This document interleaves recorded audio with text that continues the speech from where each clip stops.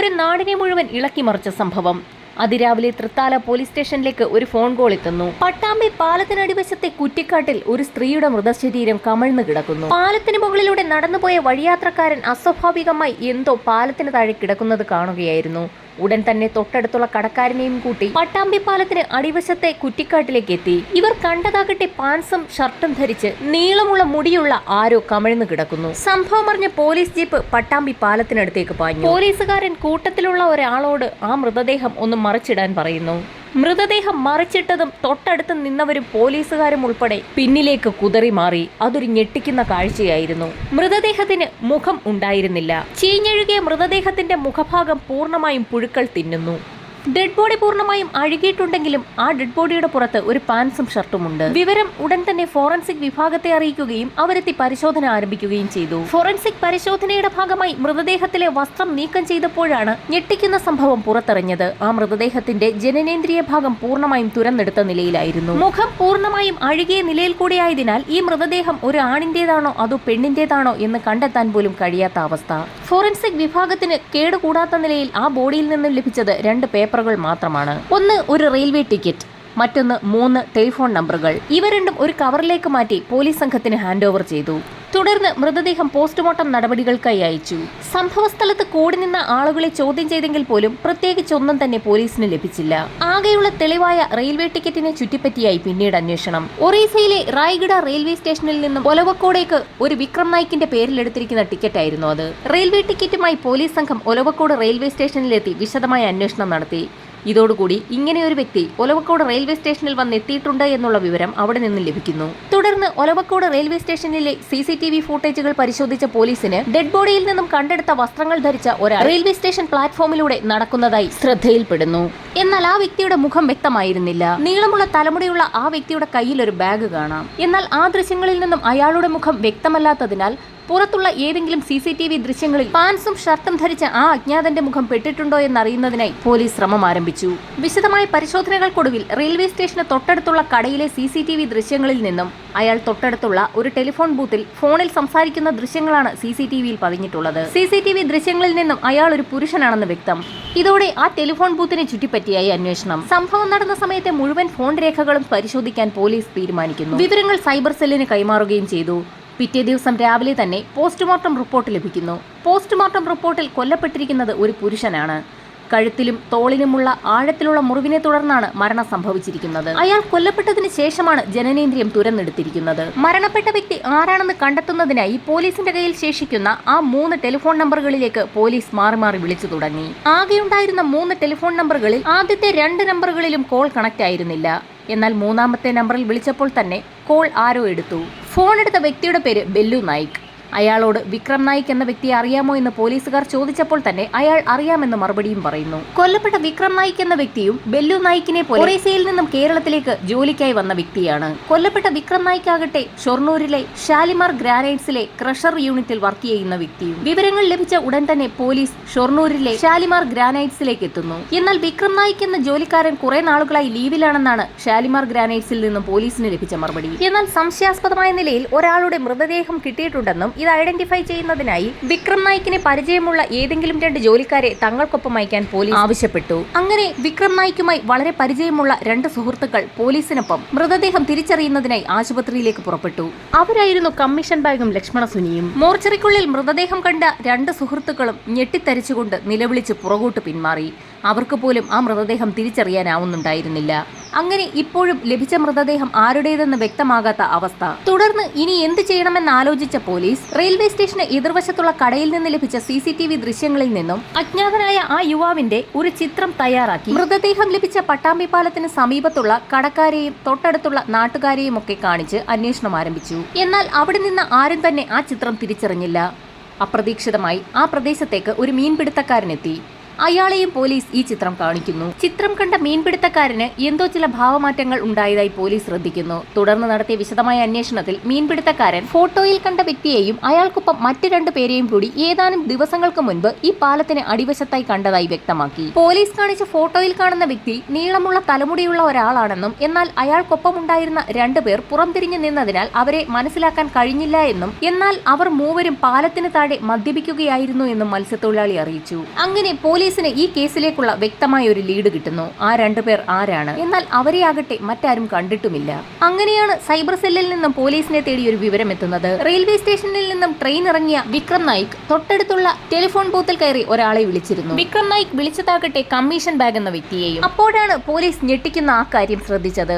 നേരത്തെ മരിച്ച വ്യക്തിയുടെ മൃതദേഹം തിരിച്ചറിയുന്നതിനായി ഷാലിമാർ ഗ്രാനൈറ്റ്സിൽ നിന്നും പോലീസ് ആശുപത്രി മോർച്ചറിയിലേക്ക് കൂട്ടിക്കൊണ്ടുപോയ രണ്ട് സുഹൃത്തുക്കളിൽ ഒരാളായിരുന്നു കമ്മീഷൻ ബാഗ് എന്ന. ഉടനടി പോലീസ് ഇയാളെ കസ്റ്റഡിയിലെടുത്ത് ചോദ്യം ചെയ്യൽ ആരംഭിച്ചു. താനും ലക്ഷ്മൺ സുനി എന്ന സുഹൃത്തും കൂടി ഒറീസയിൽ നിന്ന് വരുന്ന വിക്രം നായിക്കിനെ കൂട്ടാനായി റെയിൽവേ സ്റ്റേഷനിൽ എത്തിയതായി കമ്മീഷൻ ബാഗ് പോലീസിന് മൊഴി നൽകി. തുടർന്ന് മൂവർ സംഘം പട്ടാമ്പി പാലത്തിന് അടിയിലെ കുറ്റിക്കാട്ടിൽ പോയിരുന്ന് ഒരുമിച്ച് മദ്യപിച്ചതായും അയാൾ പറഞ്ഞു. രാത്രി 10 മണി വരെ മദ്യപിച്ച ശേഷം തങ്ങൾ രണ്ടും മടങ്ങിപ്പോന്നെന്നും എന്നാൽ വിക്രം നായിക് പാലത്തിനടിയിൽ തന്നെ തുടർന്നുവെന്നും അയാൾ പോലീസിന് മൊഴി നൽകി. ഇതോടെ പോലീസിന് ആകെ കൺഫ്യൂഷനായി. പോസ്റ്റ്മോർട്ടം റിപ്പോർട്ട് പ്രകാരം വിക്രം നായിക് കൊല്ലപ്പെട്ടിരിക്കുന്നത് ഏകദേശം 9:45 കമ്മീഷൻ ബാങ്കിന്റെ മൊഴിയിൽ പരസ്പര വൈരുദ്ധ്യം തോന്നിയ പോലീസ് കഥയിലെ മൂന്നാമനായ ലക്ഷ്മണ സുനിയെ ചോദ്യം ചെയ്യാൻ നേരെ ഷാലിമാർ ഗ്രാനൈറ്റ്സിലെത്തുന്നു. എന്നാൽ ലക്ഷ്മൺ സുനി ഈ സമയത്ത് ലീവിൽ ഒറീസയിലേക്ക് പോയിരുന്നു. ലക്ഷ്മൺ സുനിയെ കണ്ടെത്തുന്നതിനായി പോലീസ് സംഘം ഒറീസയിലേക്ക് പുറപ്പെടാൻ തീരുമാനിക്കുന്നു. ഈ അന്വേഷണത്തിന് നേതൃത്വം കൊടുത്തതാകട്ടെ ഡിവൈഎസ്പി ദേവസിയായിരുന്നു. ഷാലിമാർ ഗ്രാനൈറ്റ്സിൽ നിന്ന് ലഭിച്ച ലക്ഷ്മൺ സുനിയുടെ അഡ്രസ് വിവരങ്ങൾ കണ്ട് പോലീസ് ഞെട്ടി. അയാൾ താമസിക്കുന്നത് ഒറീസയിലെ കള്ളന്മാർ മാത്രം തിങ്ങി താമസിക്കുന്ന ഒരു തിരുട്ട് ഗ്രാമത്തിലായിരുന്നു. അതിനാൽ തന്നെ അങ്ങോട്ടേക്ക് പോകുന്നതിനായി പോലീസ് സംഘം ഒരു പ്രത്യേക പ്ലാൻ തന്നെ തയ്യാറാക്കി. ആ ഗ്രാമത്തിലെ ആളുകളാകട്ടെ മോഷ്ടിക്കുന്നതിന് വേണ്ടി ഇന്ത്യ മുഴുവൻ കറങ്ങുന്നവരും. ഇതുപോലെ ഒരു തിരുട്ട് ഗ്രാമത്തിലെത്തി അവിടെ നിന്നും ഒരാളെ പിടികൂടുക എന്നുള്ളത് അത്ര എളുപ്പമല്ല. അവിടെയുള്ള ആളുകൾ മുഴുവൻ കൂടി പോലീസിനെ പ്രതിരോധിക്കാറാണ് പതിവ്. അങ്ങനെ ഡിവൈഎസ്പി ദേവസ്യം സംഘവും ഒഡീഷയിലെത്തി അവിടുത്തെ ഉന്നത ഉദ്യോഗസ്ഥരെ കാണുന്നു. താഴേക്കിടയിലുള്ള ഉദ്യോഗസ്ഥർ തിരുട്ട് ഗ്രാമവുമായി സഹകരിക്കുന്നവരാകാമെന്നുള്ള തോന്നലിൽ നിന്നാണ് ഉന്നത ഉദ്യോഗസ്ഥരെ ആദ്യം തന്നെ കാണാൻ ഇവർ തീരുമാനിച്ചത്. എന്നാൽ ഉന്നത ഉദ്യോഗസ്ഥരാകട്ടെ ദേവസ്യ സംഘത്തെയും നിരുത്സാഹപ്പെടുത്തി. എന്നാൽ ദൗത്യത്തിൽ നിന്ന് പിന്മാറാൻ കേരള പോലീസ് തയ്യാറായിരുന്നില്ല. അങ്ങനെ ഒരു ഹോട്ടലിൽ മുറിയെടുത്ത് ലക്ഷ്മണ സുനിയെ എങ്ങനെ ആ ഗ്രാമത്തിൽ നിന്ന് പുറത്തെത്തിക്കാമെന്നുള്ള കാര്യങ്ങൾ പോലീസ് കൂടിയാലോചിക്കാൻ തുടങ്ങി. അങ്ങനെ പോലീസ് ഒരു തീരുമാനത്തിലെത്തി. പൈസയ്ക്ക് വേണ്ടി എന്തും ചെയ്യുന്ന ആളുകൾ തിങ്ങിപ്പാർക്കുന്ന തിരുട്ട് ഗ്രാമത്തിൽ നിന്നും ഒരാളെ പുറത്തെത്തിച്ച് അയാളെ വലിയൊരു തുക നൽകാമെന്ന് പറഞ്ഞ് പ്രലോഭിപ്പിച്ച് കാര്യം സാധിക്കുക. തിരുട്ട് ഗ്രാമത്തിൽ നിന്നും അത്തരത്തിലുള്ള ഒരാളെ കണ്ടെത്തുന്നതിനായി ദേവസ്യ സംഘവും തിരുട്ട് ഗ്രാമത്തിലേക്കുള്ള റോഡും ഗ്രാമത്തിൽ നിന്ന് പുറത്തു വരുന്നവരെയും നിരീക്ഷിക്കാൻ തുടങ്ങി. അങ്ങനെ ലക്ഷ്മണ സുനിയെ തന്നെ പരിചയമുള്ള ഒരു വ്യക്തിയെ അവർ കണ്ടെത്തുന്നു. ഗ്രാമത്തിന് പുറത്തൊരു കടയിൽ ലക്ഷ്മണ സുനിയെ എത്തിച്ചാൽ അയാൾക്ക് ഒരു തുക നൽകാമെന്നും പോലീസ് വാഗ്ദാനം ചെയ്തു. അങ്ങനെ അയാൾ ലക്ഷ്മണ സുനിയെ പോലീസ് പറഞ്ഞ കടയിലെത്തിച്ചു. എന്താണ് സംഭവിക്കുന്നതെന്ന് ലക്ഷ്മണ സുനിക്ക് ബോധ്യമാകുന്നതിന് മുൻപ് തന്നെ പോലീസ് സംഘം അയാളെയും കൊണ്ട് അവിടുന്ന് കടന്നു കളഞ്ഞു. തിരുട്ട് ഗ്രാമത്തിലെ മറ്റുള്ളവർ വിവരമറിയുന്നതിന് മുൻപ് തന്നെ പോലീസ് സംഘം അയാളെയും കൊണ്ട് അതിർത്തി കടന്നിരുന്നു. അങ്ങനെ പോലീസ് സംഘം ലക്ഷ്മണ സുനിയെയും നേരത്തെ പിടികൂടിയ കമ്മീഷൻ ബാങ്കിനെയും ഒരുമിച്ച് ചോദ്യം ചെയ്തു തുടങ്ങി. പോലീസിന്റെ ഒരുപാട് നേരത്തെ ചോദ്യം ചെയ്യലിനൊടുവിൽ രണ്ടുപേരും ചില കാര്യങ്ങൾ പറഞ്ഞു തുടങ്ങി. അവർ രണ്ടുപേരും ഒരു പ്രത്യേക പ്ലാനോടുകൂടിയായിരുന്നു വിക്രം നായിക്കിനെ ഒറീസയിൽ നിന്നും ഷൊർണൂരിലേക്ക് വിളിച്ചു വരുത്തിയത്. ഷാലിമാർ ഗ്രാനൈറ്റ്സിലെ ജോലി മതിയാക്കി വിദേശത്തേക്ക് ജോലിക്ക് പോകാൻ ശ്രമിക്കുകയായിരുന്നു വിക്രം നായിക്. ഇതിനായി 50,000 രൂപയോളം വേണമെന്നും താനിത് സമാഹരിക്കുന്നതിന്റെ തിരക്കിലാണെന്നും വിക്രം നായിക് സുഹൃത്തുക്കളോട് നേരത്തെ മദ്യപിക്കുന്നതിനിടയിൽ വ്യക്തമാക്കിയിരുന്നു. ഇത് മനസ്സിലാക്കിയ സുഹൃത്തുക്കൾ 38,000 രൂപയുമായി ഷൊർണൂരിലെത്തിയാൽ തങ്ങൾക്ക് പരിചയമുള്ള ഒരാൾ വഴി ഗൾഫിലേക്ക് എത്തിക്കാമെന്ന് പറഞ്ഞാണ് ഷൊർണൂരിലേക്ക് വിക്രം നായിക്കിനെ വിളിച്ചു വരുത്തിയത്. സുഹൃത്തുക്കളെ വിശ്വസിച്ച് 38,000 രൂപയും ഗൾഫിലേക്ക് പോകാനുള്ള ഡ്രസ്സുമായി ഷൊർണൂരിൽ വന്നിറങ്ങിയ വിക്രം നായിക് ആദ്യം വിളിച്ചത് കമ്മീഷൻ ബാഗിനെയായിരുന്നു. അങ്ങനെ ഇവർ മൂവരും പട്ടാമ്പി പാലത്തിന് അടിവശത്ത് കണ്ടുമുട്ടുകയും നന്നായി മദ്യപിക്കുകയും ചെയ്തു. നന്നായി മദ്യപിച്ച് കുറ്റിക്കാട്ടിലേക്ക് ഒന്ന് മയങ്ങാൻ കിടന്ന വിക്രം നായിക്കിനെ കയ്യിലുണ്ടായിരുന്ന കത്തി ഉപയോഗിച്ച് കമ്മീഷൻ ബാഗ് കൊലപ്പെടുത്തുകയായിരുന്നു. വിക്രം നായിക്കിന്റെ മരണം ഉറപ്പാക്കിയ ശേഷം രണ്ടുപേരും അയാളുടെ ബാഗ് എടുത്ത് അവിടുന്ന് കടന്നു കളഞ്ഞു. എന്നാൽ ഇവരുടെ മൊഴികളിൽ വീണ്ടും സംശയം തോന്നിയ പോലീസ് ഇവരോട് ചോദിച്ചു, എന്തുകൊണ്ടാണ് നിങ്ങൾ വിക്രം നായിക്കിന്റെ ജനനേന്ദ്രിയ ഭാഗങ്ങൾ തുരന്നെടുത്തത് എന്ന്. ഇതിനുള്ള മറുപടി പറഞ്ഞതാകട്ടെ ലക്ഷ്മണ സുനിയുമായിരുന്നു. ലക്ഷ്മണ സുനിക്ക് ഒരു പ്രണയമുണ്ടായിരുന്നു. ഈ പെൺകുട്ടിയെ തട്ടിയെടുത്തതാകട്ടെ വിക്രം നായിക്കായിരുന്നു.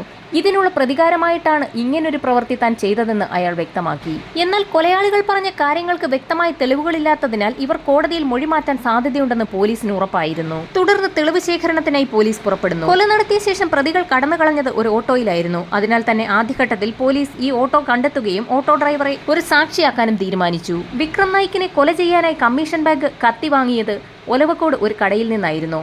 ഇയാൾ ഒലവക്കോട് കടയിലേക്ക് എത്തുന്ന CCTV ദൃശ്യങ്ങളും പോലീസ് ശേഖരിച്ചു. കടക്കാരൻ കമ്മീഷൻ ബാങ്കിനെ തിരിച്ചറിഞ്ഞതിനാൽ കടക്കാരനെയും പോലീസ് സാക്ഷ്യപ്പട്ടികയിൽ ഉൾപ്പെടുത്തി. വിക്രം നായിക്കിന്റെ കയ്യിൽ നിന്നും പ്രതികൾ തട്ടിയെടുത്ത പണം ഇവർ ഒരു CDMA മിഷൻ വഴി ഒറീസയിലെ ഇവരുടെ ബാങ്ക് അക്കൗണ്ടിലേക്ക് നിക്ഷേപിച്ചിരുന്നു. ഈ പണം തിരികെ പിടിക്കുന്നതിനുള്ള നടപടികളും പോലീസ് ആരംഭിച്ചു. ഇനി കണ്ടെത്തേണ്ടത് അയാളെ കൊലപ്പെടുത്താൻ ഉപയോഗിച്ച കത്തിയാണ്. കൃത്യം നടത്തിയ ശേഷം ആ കത്തി തൊട്ടടുത്തുള്ള കുറ്റിക്കാട്ടിലേക്ക് വലിച്ചെറിഞ്ഞു എന്നാണ് പ്രതികൾ മൊഴി നൽകിയത്. പട്ടാമ്പി പാലത്തിന് അടിവശത്തെ കുറ്റിക്കാട്ടിൽ പ്രതികളുമായി പോലീസ് നടത്തിയ തിരച്ചിലിൽ കൊല്ലപ്പെട്ട ആളുടെ ബാഗും ആ കത്തിയും തിരികെ കിട്ടി. തുടർന്ന് പോലീസിന് വളരെ നിർണായകമായ മറ്റൊരു തെളിവ് കൂടി കിട്ടി. കമ്മീഷൻ ബാഗിന്റെ മുറി അരിച്ചുപറക്കിയ പോലീസിന് അവിടെ നിന്നും രക്തം പുരണ്ട ഒരു ഷർട്ട് കൂടി കിട്ടി. കമ്മീഷൻ ബാഗ് കത്തി ഉപയോഗിച്ച് വിക്രം നായിക്കിനെ കൊല്ലപ്പെടുത്തിയ സമയത്ത് അയാളുടെ ശരീരത്തിൽ നിന്നും തെറിച്ചു വീണ രക്തമായിരുന്നു ഷർട്ടിലുണ്ടായിരുന്നത്. അങ്ങനെ ആ കത്തിയും ഷർട്ടും പോലീസ് വിശദമായ പരിശോധനയ്ക്ക് അയച്ചു. കേസ് ഏകദേശം അവസാനിക്കാറായി. റിമാൻഡ് റിപ്പോർട്ട് തയ്യാറാക്കി കോടതിയിൽ സബ്മിറ്റ് ചെയ്തു. അങ്ങനെ കോടതിയിൽ കേസിന്റെ വാദം തുടങ്ങി. കുറ്റങ്ങൾ ഓരോന്നായി കോടതിയിൽ വായിക്കാൻ തുടങ്ങിയപ്പോൾ തങ്ങൾ ഇങ്ങനെയൊരു കുറ്റം ചെയ്തിട്ടില്ല എന്ന് പ്രതികൾ കോടതിയെ അറിയിക്കുന്നു. വിക്രം നായിക് തങ്ങളുടെ സുഹൃത്താണെന്നും അയാളുമായി മദ്യപിച്ചിട്ടുണ്ടെന്നും എന്നാൽ അയാളെ കൊല ചെയ്തിട്ടില്ല എന്നും അവർ തുടരെ പറഞ്ഞുകൊണ്ടേയിരുന്നു. അങ്ങനെ അവർ അവരുടെ ആ മൊഴിയിൽ തന്നെ ഉറച്ചു നിന്നു. പ്രതികൾ പറഞ്ഞതെല്ലാം തള്ളിക്കൊണ്ട് വിചാരണ കോടതി അവർക്ക് ശിക്ഷ വിധിച്ചു. എന്നാൽ ശിക്ഷാവിധിക്കെതിരെ പ്രതികൾ ഹൈക്കോടതിയിൽ അപ്പീൽ നൽകി. ഈ സമയത്താണ് പോലീസ് ഫോറൻസിക് പരിശോധനയ്ക്കായി അയച്ച രക്തം പുരണ്ട കത്തിയുടെ വിക്രം നായിക്കിന്റെ രക്തം തെറിച്ച കമ്മീഷൻ ബാഗിന്റെ ഷർട്ടിന്റെയും പരിശോധനാ ഫലം പുറത്തുവരുന്നത്. റിപ്പോർട്ട് വായിച്ചു കേട്ടതും പോലീസുകാർ പോലും അക്ഷരാർത്ഥത്തിൽ ഞെട്ടിപ്പോയി. കത്തിയിലും ഷർട്ടിലും ഉണ്ടായിരുന്ന രക്തക്കറയും വിക്രം നായിക്കിന്റെ രക്തക്കറയുമായി മാച്ച് ചെയ്യുന്നില്ല. ഇതോടൊപ്പം തന്നെ പോലീസിന് വെല്ലുവിളിയായി മറ്റൊരു കാര്യം കൂടിയുണ്ടായി. കൊല നടത്തിയ ശേഷം പ്രതികളെ ഓട്ടോയിൽ കൊണ്ടുവിട്ടതായി പോലീസ് നിർബന്ധിച്ചിട്ട് താൻ കള്ളസാക്ഷി നൽകിയതാണെന്ന് ഓട്ടോ ഡ്രൈവർ കൂടി മൊഴി നൽകി. അങ്ങനെ കോടതിയിലെല്ലാം മാറി മറിഞ്ഞതോടുകൂടി ആ രണ്ട് പ്രതികളെയും വിട്ടയക്കാൻ കോടതി ഉത്തരവായി. ഇപ്പോൾ സർക്കാർ ഈ കേസിൽ വീണ്ടും അപ്പീലുമായി സുപ്രീം കോടതിയെ സമീപിച്ചിരിക്കുകയാണ്.